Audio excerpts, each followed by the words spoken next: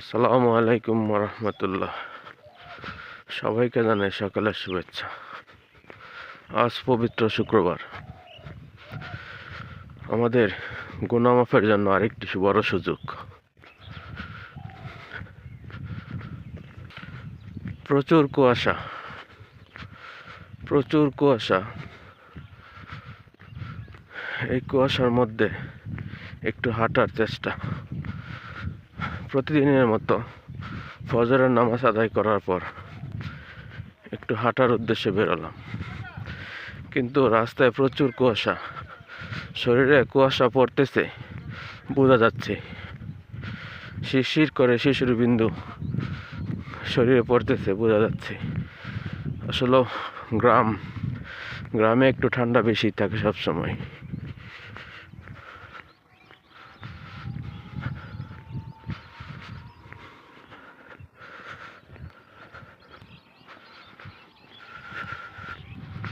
দেখুন, সামনে গাড়ি আসতেছে কিন্তু দেখা যাচ্ছে না। অটো রিক্সা আসতেছে, দেখা যাচ্ছে না। কুয়াশা এমন,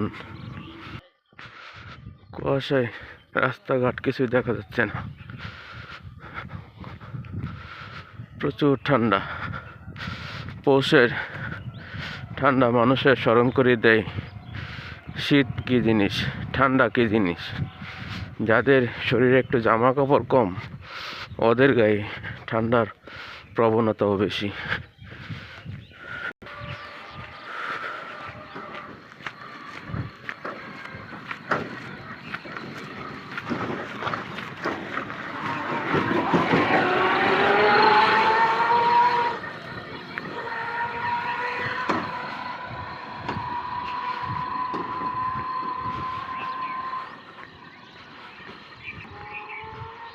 ওরাও তো রক্ত মাংস করা মানুষ।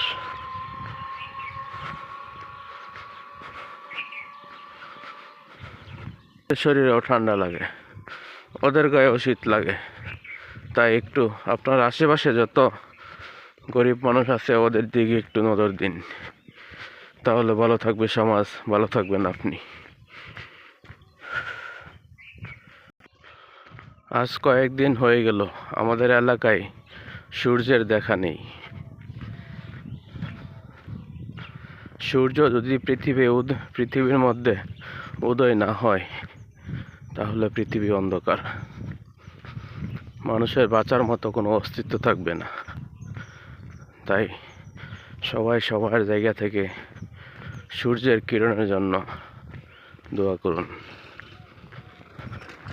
যেন সূর্যের কিরণ আমাদের পৃথিবীর মাঝে পৌঁছায়। সেই তাপে আমরা উত্তপ্ত হয়ে যেন থাকতে পারি। বিশেষ করে শীতের মৌসুমে সূর্যের বিশেষ প্রয়োজন। তাই আল্লাহর কাছে ক্ষমা চেয়ে সূর্যের কিরণ চান, তাহলে হয়তো আল্লাহ আমাদের প্রতি দয়া করবেন।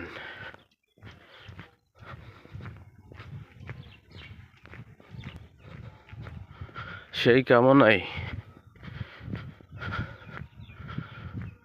কামনায় গুটগুটে সাদা অন্ধকার কুয়াশার মাঝখান থেকে আপনাদের কাছ থেকে, আপনাদের ভালোবাসায় আপনাদেরকে দেখাবো বলে সেই আশায় আপনাদের কাছ থেকে আজকের মতো আমার সংক্ষিপ্ত ভিডিও শেষ করতে চাচ্ছি।